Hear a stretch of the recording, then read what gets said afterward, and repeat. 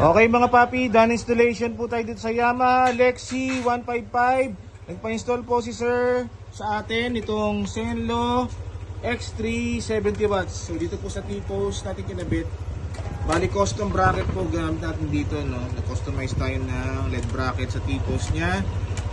Yamaha Lexi 155. So ang ilaw po nito low beam, white, high beam, yellow. So Zenlo X3 70 watts, and then ito yung ating gamit na switch, MSM 3-way switch. Tapos sa passing, naglagay tayo ng black passing. Bali kapag ganito po na naka-off, pwede siya mag-passing. Okay, and then low beam, passing. Ayan, passing sa high. Okay.